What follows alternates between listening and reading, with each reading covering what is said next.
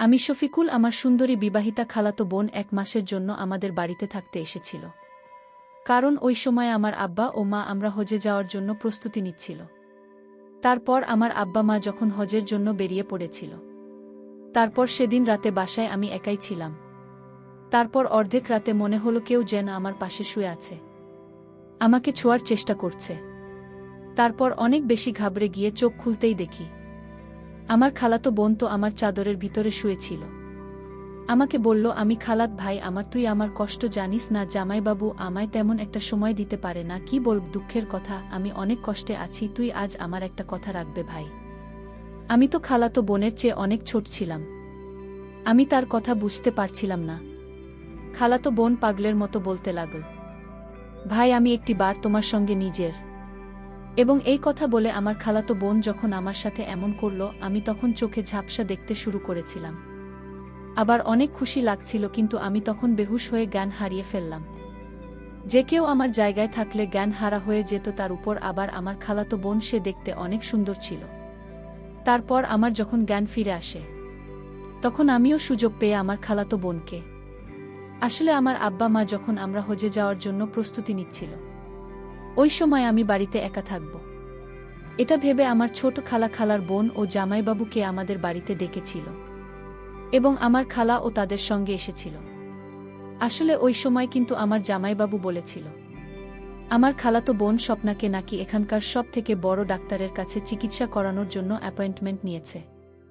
তাই সে এই বাহানায় আমার বাসায় থেকে চিকিৎসা করাবে এবং আমার খাওয়া দাওয়ার খেয়াল রাখবে।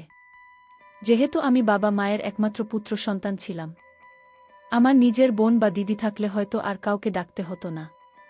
তাও এমন নয় যে আমি কিছু রান্নাবান্না বা কোনো কাজ করতে জানতাম না। আমি মোটামুটি রান্নাবান্না করতে জানতাম। কিন্তু আব্বা মা ভেবেছিল আমার খালাতো বোন ও খালা আমাদের বাড়িতে এসে থাকলে আমার একাকিত্ব বোধ থাকবে এবং আমাকে কোনো কিছুর জন্য খুব বেশি কষ্ট করতে হবে না। ওই সময় আমার কলেজের 3rd ইয়ারে পড়াশোনা চলছে এবং আমি কিন্তু ভীষণ তরুণ ও পেশিবহুল পুরুষ ছিলাম। আমার শরীর স্বাস্থ্য দেখে কেউ বলতো না যে আমার এতটা কম বয়স, কারণ ছোটবেলা থেকেই আমার শরীরের গ্রোথ অনেক বেশি ছিল এবং আমি দেখতেও ভীষণ সুন্দর ছিলাম। এদিকে আমার আব্বা মায়ের হয়ে যাওয়ার আগের দিন আমার ছোট খালা ও তার মেয়ে সফর এবং জামাইবাবু, তারা 3 জন এসে হাজির হয়েছিল। আমার খালার সঙ্গে তো বছরে একবার হলেও দেখা সাক্ষাৎ হতো, কারণ ছোট খালা তো বছরে একবার হলেও আমাদের বাসায় আসত 2-4 দিন থাকার জন্য। কিন্তু আমার খালাতো বোনের সঙ্গে প্রায় 4 বছর পরে দেখা হয়েছিল, কারণ সোফা আপু বিয়ের পরে সেদিন প্রথম আমাদের বাড়িতে জামাইবাবুকে নিয়ে এসেছিল এবং তার সৌন্দর্য দেখে তো আমি তার দিকেই তাকিয়ে থেকে গেছিলাম। বিয়ের আগে আমার খালাতো বোন আমাদের বাড়িতে আসতো এবং থেকে যেত, কিন্তু বিয়ের 4 বছর পরে আমি সেদিন তাকে প্রথম দেখেছিলাম। আমার খালাতো বোন সফরের যখন বিয়ে হয়ে যায়, তারপর এসে আমাদের বাড়িতে আসার সেরকমভাবে কোনো সুযোগ পায়নি এবং আমার খালাতো বোন সফল ও বয়সে আমার থেকে প্রায় 7 বছর বয়স ছিল। আমার ছোট খালার সঙ্গে আমাদের কিন্তু খুব ভালো সম্পর্ক ছিল, তাই আব্বা মা হয়ে যাবে এটা শুনে আমার ছোট খালা আমার কাছে থাকতে রাজি হয়েছিল। সেদিন আমার আব্বা মায়ের যাওয়ার আগের দিন রাতে আমি মাকে জিজ্ঞেস করেছিলাম যে ছোটকার সঙ্গে সফলা আপু এবং জামাইবাবু কি 1 মাস ধরে আমাদের বাড়িতে থাকবে। মা তখন হেসে আমাকে বলেছিল যে নানা, জামাইবাবু সকলকে আমাদের বাসায় রেখে নিজের বাড়িতেই আবার ফিরে যাবে এবং সফল আপু খালা নাকি আমাদের বাসায় থাকবে। আমি তোমাকে একটা প্রশ্ন করেছিলাম যে স্বপনবাবু নিজের সংসার ছেড়ে আমাদের বাসায় 1 মাস থাকলে জামাইবাবু ও তার শ্বশুরবাড়ির এতে কোনো আপত্তি হবে না? তো মা তখন আমাকে বলেছিল যে সফল আপু অনেক দিনের চিকিৎসার জন্য এখানে এসেছে এবং এই চিকিৎসাতে 1 মাস সময় লাগবে। তারপর আমি আর এই ব্যাপারে বেশি কথা বলেননি। পরের দিন সকালবেলা আমার আব্বা মা নিজের যাত্রার জন্য বেরিয়ে পড়েছিল আমার আব্বা মায়ের চলে যাওয়ার পরে। কিন্তু আমার খালাতো আপু, আমার খালা ও জামাইবাবুর সঙ্গে আমার খুব ভালো সময় কেটেছিল। তারপর জামাইবাবু আমাদের বাড়িতে 2 দিন থাকার পরে নিজের বাড়ির জন্য রওনা দিয়েছিল। আমার জামাইবাবু যখন আমাদের বাসা থেকে চলে গিয়েছিল, তারপরে সেদিন আমি আমার খালা মিলে যখন একসঙ্গে রাতের খাবার খাচ্ছিলাম, ঠিক ওই সময় আমি কিন্তু সফল আপুর সঙ্গে অনেক ধাক্কাও করেছিলাম। বলেছিলাম, সফল আপু তুমি কত সুন্দরী, কিন্তু তোমার বর ততটাই কুৎসিত দেখতে। আমার কথা শোনা মাত্রই জানি না কেন আমার খালাতো বোন রাগ করে, খাবার ছেড়ে টেবিল থেকে উঠে ঘরের ভিতরে চলে যায়। আমি তখন খেলার মুখের দিকে তাকিয়েছিলাম এবং ভীষণ লজ্জা পেয়েছিলাম এবং বুঝতে পেরেছিলাম যে আমি হয়তো একটু বেশি ঠাট্টা করে ফেলেছি। খালা তখন আমাকে বলেছিল আসলে পয়সা বালা দেখে নাকি সফল আপুর বিয়ে জামাইবাবুর সঙ্গে দিয়েছিল, কিন্তু সফল আপুর আমার জামাইবাবুকে নাকি পছন্দ ছিল না, কারণ সে খুব কালো কুৎসিত ছিল দেখতে। ওই সময় আমি বুঝতে পেরেছিলাম যে আমি আমার খালাতো বোনের সঙ্গে ধাক্কা করে তাকে কষ্ট দিয়েছি। তাই রাতের খাওয়া দাওয়ার পরে আমি তার ঘরে গেছিলাম তাকে সরি বলতে। তারপর সেদিন রাতে আমি যখন তার রুমে যাই তখন দেখি আমার খালাতো বোন ঘরের লাইট বন্ধ করে মন খারাপ করে বিছানা একদিকে চুপচাপ বসেছিল এবং আমি যখন রুমে ঢুকে লাইটটা অন করে তার পাশে গিয়ে বসি এবং তাকে নরম স্বরে বলি, তখন সে নিজের আবেগ ধরে রাখতে না পেরে হঠাৎ করে কাঁদতে কাঁদতে আমাকে জড়িয়ে ধরে নিজের মনের কথাগুলো বলতে শুরু করে। আমি তো তাকে নিজের আপন মনে করে তার মাথায় হাত বুলিয়ে অনেক স্নেহ দিয়ে বলেছিলাম, আপু তুমি এ নিয়ে একদম মন খারাপ করো না, মানুষের চেহারাটাই সব কিছু নয়, চেহারার সৌন্দর্যের থেকে মনের সৌন্দর্য কিন্তু অনেক বেশি মূল্যবান ও কার্যকরী। পরের দিন সকালবেলা হঠাৎ করে আমার খালুর ফোন আসে এবং আমার খালুর সঙ্গে আমার খালা যখন ফোনে কথা বলে তারপরে সে অনেক বেশি কাজ শুরু করে এবং নিজের জামা কাপড় গোছাতে শুরু করে। তারপর খালাকে জিজ্ঞেস করতে জানতে পারি যে খালু নাকি সিঁড়ি থেকে পড়ে গিয়ে অনেক বেশি আঘাত পেয়েছে এবং তাকে হাসপাতালে ভর্তি করতে হয়েছে। এই কথা শুনে আমার খালার এদিন বাধ্য হয়ে নিজের বাসায় রওনা দিয়েছিল। না হলে তো আমাদের মাঝে একটাই কথা হয়েছিল যে যতদিন আমার বাবা মা বাসায় ফিরে না আসছে ততদিন ছোট খালা আমার সঙ্গে থাকবে। কিন্তু সেদিন বাধ্য হয়ে খালাকে বাড়ি ফিরে যেতে হয়েছিল এবং আমার খালাতো বোন সফল আপু নিজের চিকিৎসার জন্য আমাদের বাড়িতেই ছিল।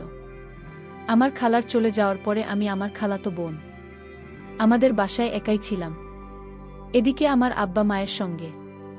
কিন্তু ফোনে আমার প্রত্যেক দিন একবার করে হলেও কথা হতো।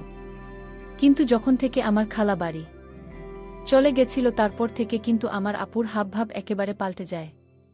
সে প্রত্যেক দিন নিত্য নতুন জামাকাপড় পরে আমাকে জিজ্ঞেস করত যে তাকে দেখতে কেমন লাগে, এমনকি সে যখন তখন আমাকে অনেকে এবং আমি তাকে আপন মনে করে কিছু বলতে পারতাম না।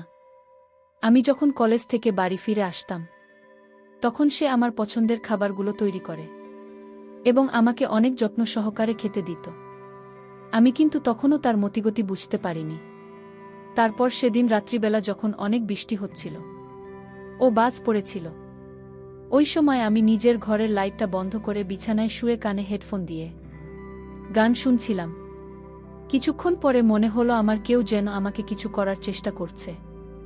তারপর আমি যখন তাড়াতাড়ি কান থেকে হেডফোন খুলে দিয়ে মোবাইলে লাইটটা অন করতেই দেখি আমার খালাতো বোন তো কেঁদে কেটে অস্থির হয়ে পড়েছে। আমি তখন তাড়াতাড়ি ঘরের লাইটটা অন করে আপুর চোখের জল মুছে জিজ্ঞেস করলাম, তুমি এভাবে কাঁদছ কেন? সে তখন আমার পাশে এসে আমাকে বলল, শফিকুল আমি একা ওই ঘরে ঘুমোতে পারছি না, আমার ভীষণ ভয় লাগছে। হয় তুমি এ ঘরে আমার সঙ্গে ঘুমাও, আর না হয় আমাকে ঘরে ঘুমাতে দাও, কারণ আমার ভীষণ ভয় লাগছে। তার কথা শুনে তো আমি তখন বাধ্য হয়ে তাকে আমার বিছানায় ঘুমোতে গিয়েছিলাম এবং আমি নিজে সোফাতে গিয়ে শুয়ে পড়েছিলাম। প্রথমে তো আমি এসব কিছুই বুঝতে পারিনি, কিন্তু ধীরে ধীরে বুঝতে পেরেছিলাম যে আমার খালাতো বোনের দৃষ্টিতে আমার দিকে অনেক বেশি সংকীর্ণ হয়ে যাচ্ছিল।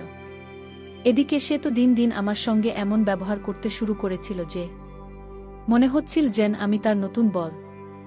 এমনকি সে আমার সাজগোজ করে আসত যাতে আমি তাকে কিছু বলি। আমাকে জিজ্ঞেস করত যে তাকে ওই রকম ছোট ড্রেসে কেমন দেখাচ্ছে। সেদিন আমি না পেরে আমার খালাতো বোনকে বলেছিলাম যে আমার সামনে এসব ড্রেস পরার কি আছে। আমার খালাতো বোন তখন বলেছিল যেহেতু অনেক বেশি গরম পড়েছে তাই নাকি সে গরম থেকে বাঁচার জন্য এই ধরনের ছোট জামা পরছে। এদিকে প্রত্যেক দিন রাত হতেই সে কোনো না কোনো বাহানা আমার বিছানায় ঘুমোতে চলে আসত এবং সে যখনই আমার বিছানায় ঘুমত সেদিন রাতে আমার সারা রাত ঘুম হতো না। তখন আমার কিন্তু সারা রাত এদিক ওদিক করে কাত এবং এতদিনে আমি তো এটা বুঝতে পেরেছিলাম যে আমার খালাতো বোন আমার কাছে আসার চেষ্টা করেছিল, কিন্তু সে কেন আমার সঙ্গে এরকম করেছিল আমি সেটা বুঝতে পারিনি। আমার খালাতো বোনের এরকম মতিগতি বুঝতে পেরে আমি কিন্তু নিজেকে তার থেকে গুটিয়ে রাখতে শুরু করেছিলাম।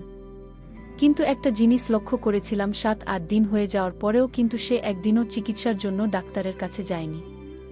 সেদিন আমি তাকে না পেরে জিজ্ঞেস করেছিলাম যে সে এখনো পর্যন্ত একদিনও ডাক্তারের কাছে কেন যায়নি। সে তখন আমার চোখে চোখ রেখে একটাই উত্তর দিয়েছিল যে তার নাকি ডাক্তারের নয়, তার নাকি ভালোবাসার প্রয়োজন। তারপর আমার খালাতো বোন অনেক চেষ্টা করেছি আমাকে তার সৌন্দর্যের জালে ফাঁসানো, কিন্তু আমি সবকিছু বুঝতে পেরে নিজেকে তার থেকে গুছিয়ে রেখেছিলাম। কিন্তু সেদিন আমার খালাতো বোন সব সীমা অতিক্রম করে দিয়েছিল। যখন সে দেখে যে তার কোনো রকম চাল কাজ করেনি, তখন সেদিন দুপুরে আমি যখন নিজের ঘরে ছিলাম, তখন সে নিজের বাথরুম থেকে অনেক জোরে জোরে চিৎকার করে বলছিল, শফিকুল, আমাকে তাড়াতাড়ি বাঁচাও, এখানে শর্ট সার্কিট হয়ে গেছে। তার চিৎকারের আওয়াজ শুনে আমি যখন ভয় পেয়ে তাড়াতাড়ি ঘরের ভিতরে ঢুকে তার দিকে তাকাই, তখন তার দিকে তাকাতেই আমার চোখ দুইটা কপালে উঠে গেল। কারণ সে বাথরুমের ভিতরে এমন অবস্থা ছিল যে তাকে ওই অবস্থায় আমার দেখা ঠিক হয়নি। তুমি এসব কি করছো? কেন তুমি আমার সঙ্গে এরকম করছো? এরকম অবস্থায় তোমার আমার সামনে আসতে একবারও লজ্জা করে না? আর এখানে তো কোনো শর্ট সার্কিট হয়নি, তাহলে তুমি কেন মিথ্যে কথা বললে?